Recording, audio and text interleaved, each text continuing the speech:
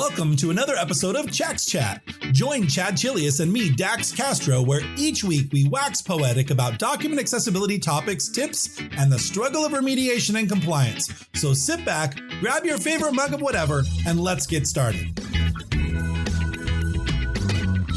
Welcome, everyone. Today's podcast is sponsored by Chax Training and Consulting. If you're interested in supporting the podcast, there are sponsorship opportunities available. So just reach out to us and we can discuss that opportunity in more detail. My name is Chad Chilius. I'm an Adobe certified instructor, as well as Director of Training Solutions and Principal at Chax Training and Consulting. And my name is Dax Castro. I'm Director of Media Productions here at Chax Training and Consulting. And Chad and I are both certified as accessible document specialists by the International Association of Accessibility Professionals. So if you're looking to get your certification, to let people know that you know about document accessibility, head on over to accessibilityassociation.org/certifications, and you too can get your certification as an accessible document specialist. Chad, how you doing, man? Doing well. I have to say we've had a couple of really nice days of weather here in the Northeast. It dropped down to like 68 last night. Can you believe that? I know, it's insane, but that is going to end, I think, at the end of today. Yeah. At the end of today, if you ask me again, I'm going to give you a very different answer. It was 99, 95, 100, 101, 102, 99 here. So yeah, it's been a bit of a hot one. But we did get our air conditioner fixed for the rabbits, so they're nice and cool.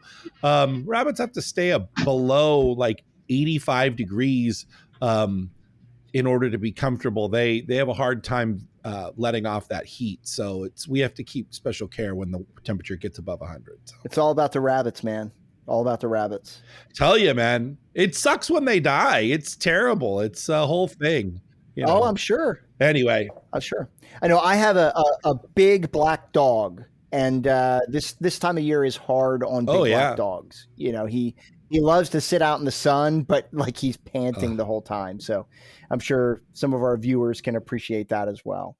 Well, public service announcement, though, I want to say I was out at a local big box store and saw a lady walk, with her dog. It was actually very well behaved, but it was trying its hardest to stay out of the hot sidewalk. It had no foot pads or anything, extra to protect itself against the hot concrete. So just remember, all you dog lovers out there, if you're want to bring your dog out to the big box store and it's been 100, the concrete's probably like 115 or 120. So that's be thinking about that. Yeah, if you've ever tried to walk barefoot, like on the beach. When the sun's been baking, I mean, it's brutal. It's your really dog's tough. Not going to go ow, ow, ow, ow, ow, ow, ow, as it's walking down. No, he's not. Yeah. All right, man. So what do we got this week, Dax? Well, we have we have coming up our next training. On our website, accessibilityunraveled.com, we have a series of trainings, and we've been getting a lot of interest in our document accessibility testing with a screen reader with NVDA. So we've decided that not only are we going to do a normal weekday session, but we've had some interest for people wanting to do a weekend session because they're like, hey, look, my boss won't give me the time off to attend a webinar. So we thought, you know what, let's do a special session for the weekend just for those people who want to do that. So August 11th is our normal Thursday, and then August 13th is our Saturday session. So head on over to accessibilityunraveled.com and register for that. And then Chad, you're doing accessible tables. Right, exactly. That's going to be a great one. Yeah. I think that's a topic that a lot of people struggle with. And, hopefully we can demystify some of the the misconceptions about tables and how to make them well, accessible. and there's nothing I want to do more than spend 3 hours talking about table accessibility. But you know what? Oh my God. When you leave this session, you will no longer be trying to figure out what is an accessible table, which I think is the thing a lot of people struggle with. They're like, I don't even understand what it means when you say an accessible table. So I think your session is going to be great. If people are struggling, they definitely should go attend. Well, part of what you're going to learn is don't do it this way. Right. Here are the things to avoid to keep yourself from going crazy. Yeah.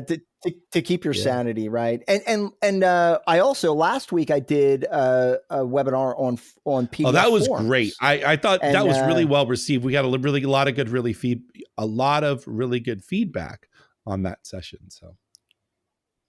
Yeah. It was great. Well, listen, I'm really excited today because we have a guest on the podcast. We have Jason Wennett with us. Jason and I have known each other for several years now, and I would call Jason a friend as well as a colleague. And Jason approached me. It was actually at Adobe Max. And we were trying to figure out, I think it might have been 4 years ago or so. And he said, listen, my organization is embracing accessibility. We want to do this, but we need help, right? And so Jason brought me in to his organization. His organization is a large healthcare company, and that's pretty much all I can say. Like many of our other guests that we've had on the podcast, we have to kind of protect the intellectual property of the organization. So let's just say he works for a large healthcare company. But the reason I wanted to have Jason on the podcast is because his company really did a fantastic job of implementing accessibility within their organization. And I know that that's a topic that a lot of other companies struggle with. They're like, how do I get buy-in? How do I get people to take this seriously? How do I get them to implement this? And I wanted to get Jason's feedback on that. But Jason, how are you doing today? I'm doing really well. Thank you. And thanks for having me on. This is my first podcast appearance. Well, no need to be nervous. So this is a very laid back podcast, and we'll kind of prod you, for answers, here or there. But I did want to talk about, so again, you work for a large healthcare company, and this situation is a challenging one for many other companies because, the question becomes, how do we approach this? How do we make this happen? And you guys, I have to say, I still work with you guys daily. And you guys have done a fantastic job. So can you tell us, Jason, how this all got started, right? Like where did this come from within your organization? So the way I remember this, we'll start with, first thing is that because we do a lot of work with the government, our anything that any of our digital properties or our assets need to be accessible. And at a national level or at any level. And I think there was a lot of, at a local level, not a lot of awareness of those requirements. They didn't really impact our team so much. And we became solely responsible for accessibility through a reorg where we did have a limited capability of doing some minor remediation on PDFs, really just using the default tools with Adobe Acrobat. But as we had this reorg, we took on this in larger responsibility for accessibility. We realized that there was a lot more we just didn't know, and we had to learn fast. So this actually goes back to how I found you, Chad, which was doing some research for my team and coming across at the time some of the Linda videos that you had authored, and those seem to be probably the clearest, most direct, especially with how it applies to creating accessibility within documents as you're creating them. So building it into that workflow. So initially, I asked that my team watch your videos. We had like I said, an organizational subscription, and then one of to her credit, one of the designers on my team said, "Why don't you reach out to Chad and see if he's actually available to do this?" And I'm like, "Sure." And by pure luck or serendipity, Chad was in Pennsylvania. We're on the East Coast, a couple hours away, and it wasn't going to be this monstrous feat of trying to fly somebody in and set all this up. It was relatively painless. Chad and I did exchange a bunch of emails, and I tracked him down at Adobe Max, and it's been a bromance ever since. That's great. Absolutely. It's funny because your organization really is in the same place that a lot of other organizations start with. They start with the Acrobat checker. They're just doing the basics. They're like, okay, we know we need to do this. We know we need to make it more accessible. And how do we do it? So you start using the tools. We use the Acrobat checker, and then you do a little bit more deep dive.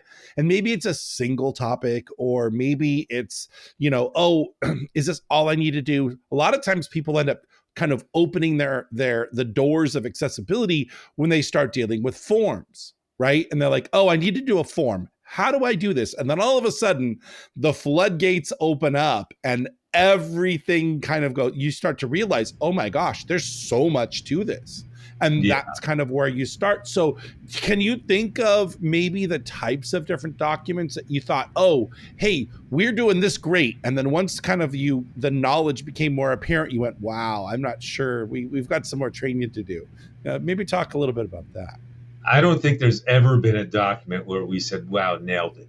It's always, it's always been more of a fingers crossed. I think we got this, and not that we're going to go to accessibility jail, but I think this will pass. And as we started to get into more complex documents, brochures, things like that, we were just learning the things we didn't know. And again, I don't recall exactly how it came to our attention, but there were some.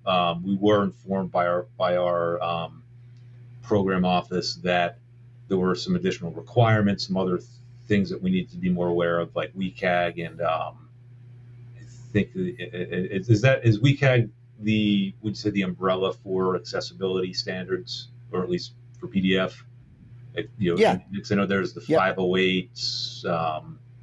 That number comes into play. I don't have all the details, but well, and I mean, what you're saying is what a lot of people struggle with, right? It's like that you hear all of these terms, WCAG, Section 508, ADA, PDF UA, right? There's all of these, and it creates confusion, to be honest, right? And but you're right, Jason. I mean, WCAG is kind of the umbrella, right, of accessibility. PDF UA kind of dives in a bit deeper and gets a little more on the technical end of things. But if you make a document PDF UA compliant, as long as your content also has sufficient contrast, it will meet WCAG requirements. So, and Section 508 is really particular to the U.S. federal government. And that's where you get into also, like, Canada has the AODA. Dax, what's the European one? EN 301549. And what's interesting, in Australia, it's DDA. Every area kind of has their own version. But what's interesting is for Section 508, people, I just did a VPAT for an organization, and a VPAT is a voluntary product assessment. And basically what it is a report card. How well am I doing with my tool? And that could be a software, PDF, it could be a kiosk, it could be a ticketing system, it could be anything. But Section 508 really just has a couple paragraphs where it says, hey, your document must meet WCAG 2.0 AA compliance. And that's really all it says. There's some other stuff, but it's basically the sum total of what it means. And I think a lot of people have the misconception that Section 508 has some set of its own requirements. And And for the built environment, when it comes to like a copier or a kiosk or something like that, it does have a series of checklist items it does need to review. But when it comes to document accessibility, it just says, hey, meet WCAG. So you just taught me something new there. Thank you. No, absolutely. Well, it's such a hard thing to wade through. So you kind of, I say there's a few steps, right? It's awareness, right? First, we need to understand that, hey, accessibility is a thing. Then knowledge, we need to know what it is that we're supposed to be trying to do and an understanding of how to do it, and then implementation.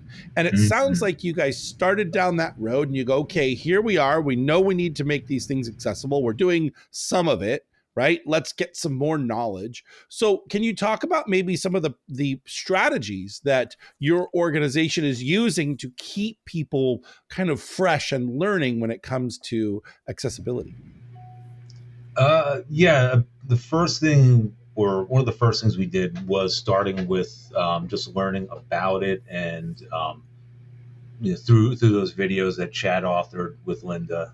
Then we brought Chad in to do a hybrid in person and some remote. And this was prior to COVID, because we still had some remote people on the team to do this, and it was as much about the better ways to even use the tools, like InDesign is our primary one to do that, because we generally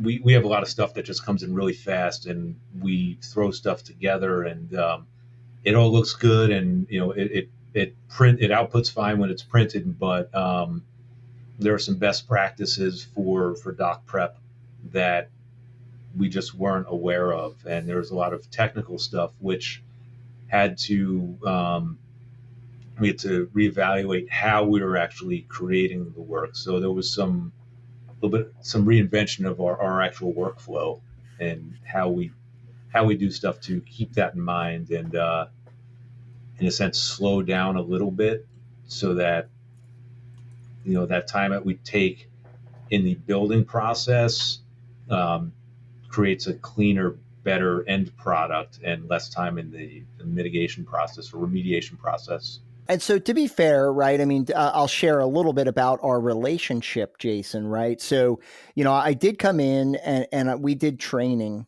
right? A lot of it was InDesign focused. And you'd probably remember, Jason, I mean, a lot of what I was teaching the group was how to use InDesign, right? I mean, it wasn't necessarily like entirely accessibility focused. It was, hey, in order to achieve, good results, you got to kind of use the product correctly. Yeah, no, that's a good point. I think we were patching our way through it, so we were able to get stuff to look the way we want for the most part. But I guess when you think of the structural aspect, like let's say, for example, using something like bulleted lists and style sheets more religiously versus just a character in a space, the bullet character, things like that are a part of the actual tool set, but then are also inherent ingredients of accessibility. It's stuff like that really helped us economize on our processes and consolidate styles, work more efficiently overall. So, Jason, when you guys were implementing that, when you were making that shift from what you did before to what you're, kind of what you're doing now, did you create a series of style sheet template documents or an SOP? How did you get that information across to the rest of your teams? Initially, I did create a document with style sheets and the tags. Chad helped me clean that up a bit. So that was a good starting point. But there were still some challenges when doing the long documents. So, how do you have that proper reading order amongst throughout a bunch of disconnected pages or text boxes, right? So, things like that were as the project got more complex, style sheets only go so far. You still need to have that other mechanical knowledge. It's almost analogous to setting up a document for print and pre-flighting it, or there are things that look good on screen, and you just don't know how they're going to print because it's just different mechanics involved, or different ways that computers and presses read the information that you have there. So it's learning some of the back end of how that stuff needs to work or be set up to work properly. And so after I did the training, I want to say it was like several weeks later, Jason, Jason and one of his coworkers reached out to me. And so what they were discovering is they're like, listen, we agree that accessibility is important, but our people are spending a lot of extra time trying to make this work. Right. And so it's now causing us, we're losing some production time. And so Jason approached me and said, listen, Chad, what would you say if we just sent you our documents and you kind of carried them over the finish line? And I said, I think that's a fantastic idea, because what it did, and I mean, the fundamentals are still important. Right. And I'll speak for you guys. The files I get from your organization are very, very clean. Like, by and large, they're very clean. I think you do have a couple of freelancers that you've brought on, and maybe they're not quite as up to speed as others. But basically, what that did is it removed all of that extra work that they were having to do, right? And, Dax, you and I teach this all the time. It's like you build in the functionality as you're building the document. And that's what your guys are doing. And they're doing a pretty good job, but then they send it to me and I just carry it to the finish line, right? And where I see problems, I'll just fix it. I'll re-export it, make it PDF UA compliant, send it back and say, hey, here's your fully remediated document. When you're making documents accessible, some accessibility is better than no accessibility. Right. So even if you guys just kind of, did what you're doing and made the files, you are definitely better than where you were.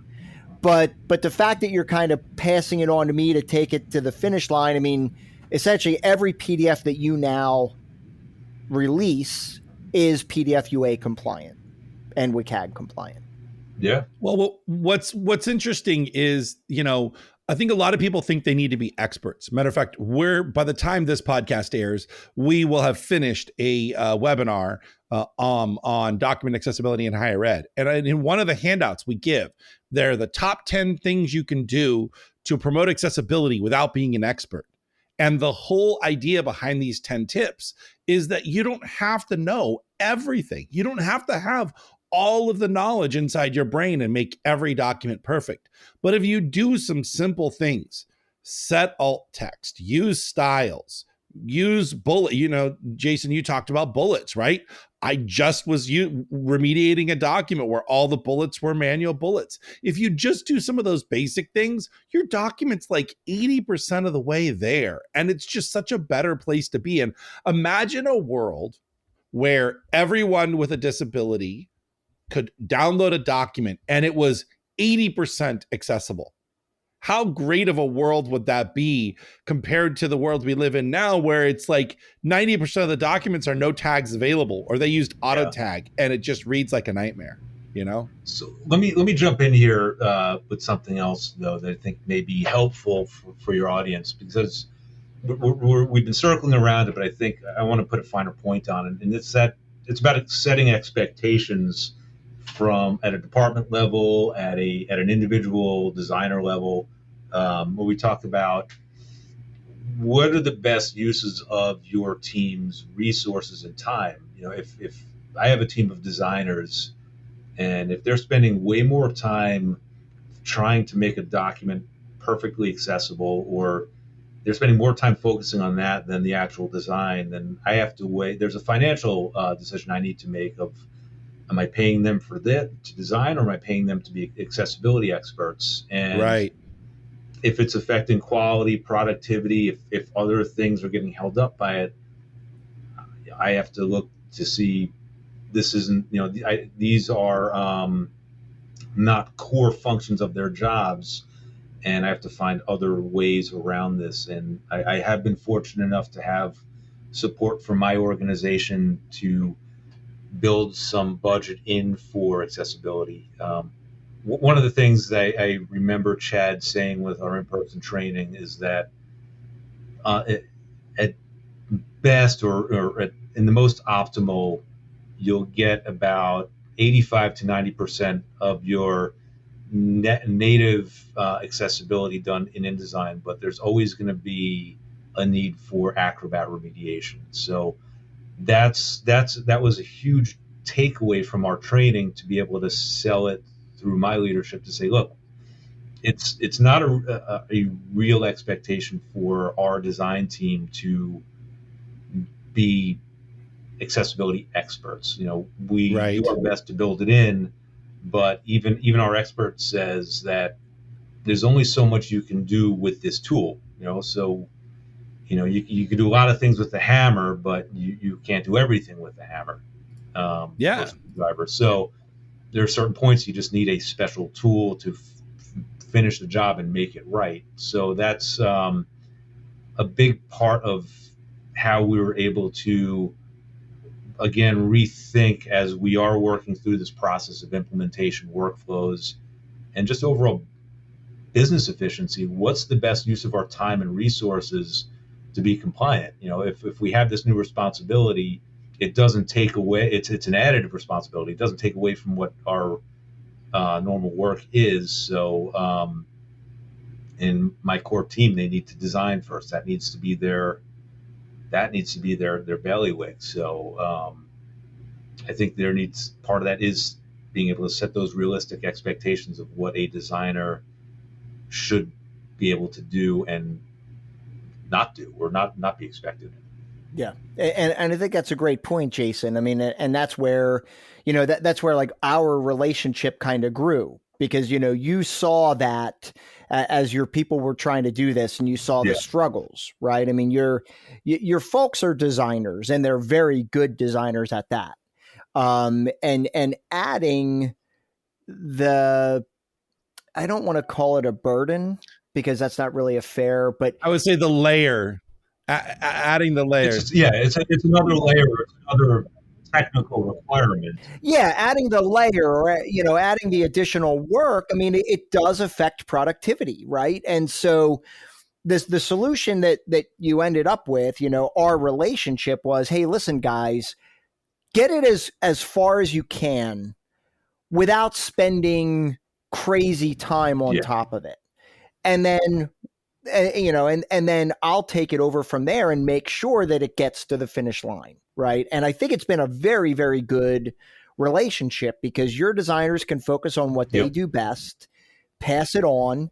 And, usually it gets turned around in a day or so, and they have their remediated PDF. And we use Reich, right? Kind of like the project management. And I say, okay, here's the remediated file. And I see them pass it on to other people, and everybody's happy. Everybody gets what they need. Yeah. Yeah. It's been interesting, because I think the lack of knowledge, and this I think is just general human nature, that people think that having a tool, you can do anything with it, or that, here's this tool, so why can't you just do this? And it's more like, tools have their limitations. Every tool does.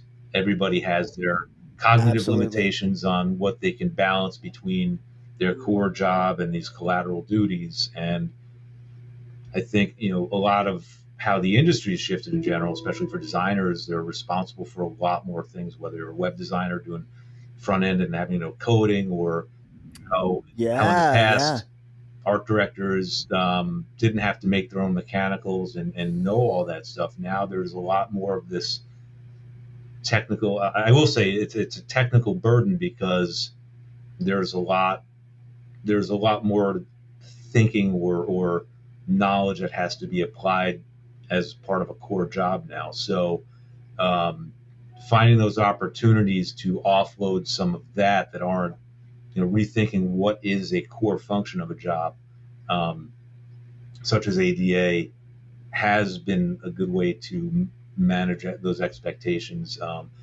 And also from a business standpoint, it's a matter of investment, right? If you're trying to force one person or team to do too much, you risk being out of compliance, and that could actually cost a hell of a lot more than what you're paying for salaries or outside services to make things compliant.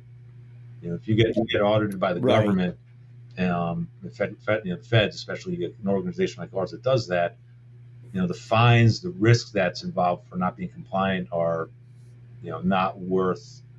It's not worth the actual cost of making things compliant. Well, it's interesting. A lot of people think, it's like we talked about previously in the conversation here, Jason, that, you start with the Acrobat checker. But I think a lot of people think you just need the Acrobat checker, that, Acrobat's Acrobat and it's supposed to make an accessible PDF, and you run the checker and it passes a checker and we're good, right? And I, Chad and I say this all the time, accessibility will always be a series of automated tools and manual checks, right? Because Chad and I see it over and over again. We'll get documents that completely pass not only the Acrobat checker, but the PAC checker, which is an even more stringent checker. And yet the document's a train wreck. It has got all sorts of accessibility issues in it. And I think a lot of management or C-suite think that, the tools just work, and why are you spending 8 hours on remediating these 5 documents? And you're like, look, you don't understand. This is what's going on. And there's all these barriers. And I think that people are shocked sometimes when they find out that you can't just say, save as an accessible PDF and it's done. Yeah. And that was a really good analogy you mentioned, Jason, about like web development. Because I'm taking myself back to 2009. But I mean, the reason I remember that time is because I lost my job. It was kind of an impactful time for me, and I had lost my job, and I ended up, continuing to do training on a freelance basis. And at that point in time, everybody kind of were reevaluating what they were doing. And we had a lot of print designers who said, I now need to learn web design. So I was teaching a lot of HTML, CSS classes. HTML and CSS is a far cry from print design, right? It's like night and day, right? And so I'd have people come into class, and I'd teach them HTML and CSS, and they'd get done with the class and they're like, yeah, I don't want to know HTML and CSS, because it's such a drastic shift from, what they were doing. And I think, Jason, what you were saying was like accessibility in some ways can be that way too, because it is quite technical. And for the designer designers are right-brained. I forget. But I know designers are one and technical is the other.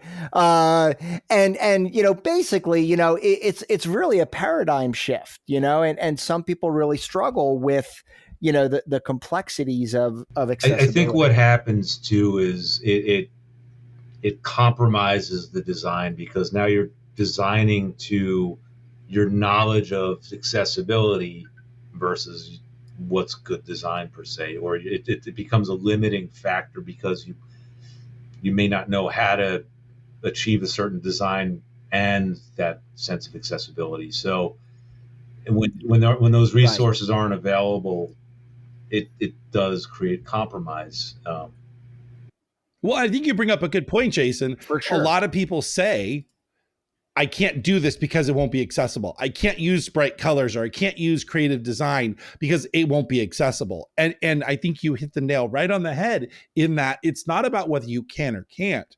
It's, do you have the skill set and the knowledge to make it happen? Because the truth is that most often you have lots of creative freedom. You have lots of ways to present the data. But if you don't have the skill set to understand, okay, if I want to create this infographic in this very specific way, here are the steps I'm going to take to make it accessible, to give people access to all the information versus just sticking a PNG in there and going, hey, I guess I'll just give it some alt text, right? Yeah. Yeah, it's been a challenge, and again, that's been the big reason. And again, I'm also fortunate we do have the support to be able to shift how we work to be more logical and rational. That we need to be designers first, and then get the accessibility support, not the other way around. Yeah, and I will say, I mean, I have the privilege of working with your documents, on a regular basis, and you guys create great designs, great looking pieces. The one area that is a little bit of a struggle is, you guys have corporate colors that you use, some of which don't quite meet minimum color contrast. Right. So, but overall, the documents are they're very well built, and my job on the back end is not very difficult. I'm just kind of massaging things, as they go along. To your point about the contrast, to your point about that specific issue, we actually are piloting a couple of the tweaked colors for our main brand, and so I don't know if you've come across them yet or not, but it was something that was brought to the attention of our program office. So they were experimenting, and I can't imagine anybody who's not involved with it even noticing the difference. So hopefully it's one of those things, because part of it was a contrast issue, but then also how do we have one color that works in the RGB and CMYK space? Right. They are pretty true. So knock on wood. But that's what I love about you guys, Jason, is, and that's a great example, right? Where a problem arose, right? Where whoever made you aware of it, it doesn't really matter, but a problem arose and you're taking action, right? You're taking action to resolve the problem. And that's what I love about you guys is you take accessibility seriously. And I will say everybody on your team takes it seriously. Like, I've never come across somebody who's like, oh, here's another file. I don't know what I'm doing. Can you just make it happen? Everybody's got a piece of the pie. Everybody has a vested interest in making this happen. So it's really cool to work with people like that. Thank you. Yeah, it's been great. And I think one of the reasons we also send you our native files is we sometimes use those for our own training. Or if we do have a question or we forget some aspect of it, we can go back in and just dissect what the file to see what you've done, or so they're good flash points for us, or flashback points for us to just remind ourselves. They're kind of the cliff notes. Yeah, pretty much. Right? They're like the cliff notes of how the file got created, And again, it's cool that you want to see that, right? I mean, you're using it as a learning tool. Oh. So Jason, where do you see your team growing their skill sets in the future? Like moving forward, do you see an area where they're going to continue to evolve or continue to improve? I think we're gauging how things are currently working, and it seems to be going well. We've been in this multi-year transition because we are doing a lot more web work as well, and we are actually now expanding that skill set even further with the migration to a new platform. So there's a lot more training there, but the rules of the road for WCAG still apply. I mean, it's what web accessibility or web. I think if I remember correctly, the W stands for web, right? Exactly. Yeah. No, exactly. And that part I don't care about, but as long as we're doing it right. So we're the same rules of accessibility apply.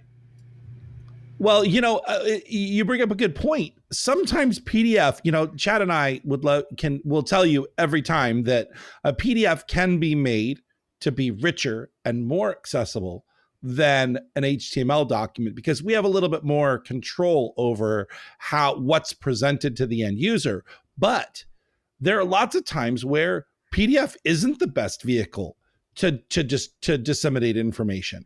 And the idea that we have smartphones in our hand all the time, every single day, and that people use them as really a liberating tool for people with disabilities, today's smartphone is literally a freedom tool. And when you can present information via a web page or a web app that's accessible natively, then the time spent to remediate a specific document, to adjust all the tags, all of that goes out the window, and you now can just create content and do the thing that it is that you want to do. So as much as we are proponents of PDF, there's also a time where you ask yourself, is PDF the right format? And sometimes that answer is absolutely, and other times it is no. It doesn't have to be a PDF document. Yeah, I agree. And part of my job as a creative manager is talking to stakeholders and assessing what their needs are, helping them parse out, you're asking for this, but is it solving your problem the best way, most efficient way? Well, when I'm looking for an answer to a question, I don't usually go into my Rolodex of PDFs and try to find the right PDF to open up to figure out what the answer is. I go to Google and I say, hey, Google, right? Should I put hydrogen peroxide on my cut? And I get a series of answers or videos telling me, half of which tell me yes and half of which tell me no. And then I figure out what the best course of action is. But if it comes from a trusted source, then I'm more likely to do that or listen to that advice versus some video on YouTube that got 20,000 views. And that's where I think your organization comes in. Now, of course, we're purposely not naming the organization, but as a large healthcare organization, you have a responsibility to your members to provide information in a way that is accessible to them. And that doesn't mean just PDF. It means a variety of things. And I think you're talking about this new shift to a more predominantly, or at least a substantially HTML environment. I think there's a lot of benefit there. And it's always a balance, right? It's always a balance between one item and another, between web or PDF. And you have to find out what percentage of balance is right for you. And just getting back to that point of how we're shifting to HTML, because again, this goes back to managing realistic expectations of the team, where we're using WordPress now, and there's quite a bit of a learning curve there. But we get, as front end designers and the content creators, we get the site so far, but we still need that somebody help us carry it across the finish line. We still need that absolutely 10% or even 15%. So there's only so much you can expect from a designer or content creator in general, that you still need somebody whose dedicated job and knowledge is the actual implementation. Making sure that it's right, making sure all the QA is done and everything's functioning properly, stuff like that.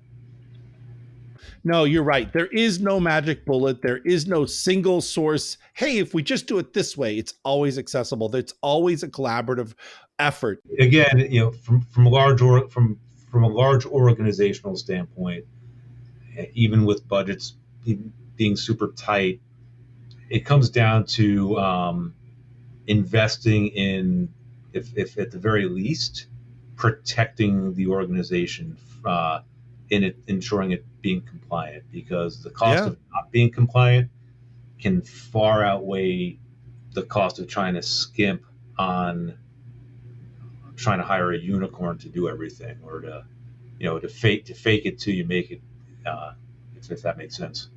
No, I agree. Risk management is a big deal when it comes to organizations. and understanding what the expectations are, figuring out what the acceptable level of risk is, the amount of time that you're willing to expend on that, and then reaching out to accessibility experts or others that can help you kind of bring it across the finish line, I think is a great approach. Yeah, and unfortunately, it's the right thing to do, but we're also beholden to budgets and things. But healthcare organizations in general are all about avoiding risk because that's the nature of our business is health, and there's a lot of regulation there alone, and just the core business alone. Well, in closing, I would love to bring up one final topic here. There is no overarching regulatory oversight committee that is reviewing content in the United States for accessibility. It's we're at a litigious state, right? Or a litigious environment where if it's wrong and there's a risk, you have the risk of being sued, right?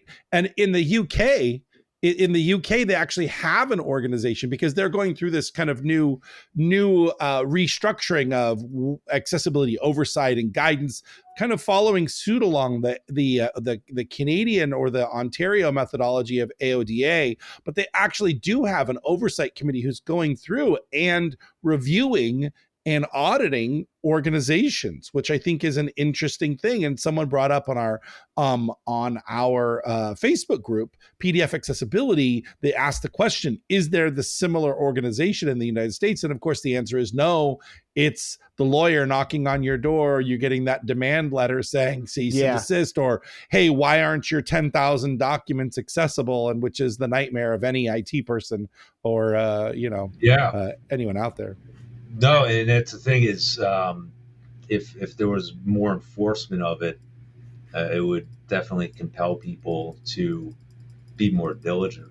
Unfortunately, but I imagine that it's like an IRS audit, but it would be such a more monstrous degree when you have to go through all those documents, the whole history of documentation, things like that. So. Why would anybody want to put themselves open that can of worms? Yeah. I mean, even if they were 100% compliant, just the process alone of having to deal with all that is such a I can only imagine how it would kill productivity in an environment. Just getting flagged for one dumb thing can open that can of worms. Well, Chad, you and I have talked about this many times, right? The idea that accessibility is sometimes subjective, and one person's accessible feature is another person's barrier, right? Right. We're constantly, making those judgment calls, you know what I mean? Like we'll have an element on a page and we're like, okay, how do we want this to behave? And oftentimes it's you and I, Dax, right? Where I'll propose something and you're like, oh, but wait a minute, Chad. That becomes a barrier. And I'm like, crap, I didn't think about that, and so it's great to have other people that you could bounce ideas off of because you don't always think of every scenario, and I think that's important.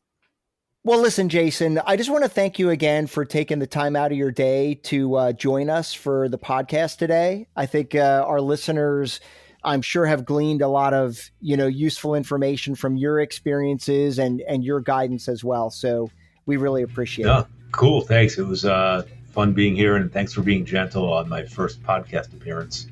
Oh, you did fine. You did fine. We'll send you the show notes afterward. So once again, we want to thank Chax Training and Consulting ourselves for sponsoring this episode of the podcast. We gave ourselves a significant discount, by the way, on the sponsorship. But seriously, everyone, thanks for listening. And just remember, if you're looking for in-person or online training or struggling to establish an accessibility program within your organization, head over to accessibilityunraveled.com. My name is Chad Chilius. And my name is Dax Castro, where each week we unravel accessibility for you. Thanks, guys.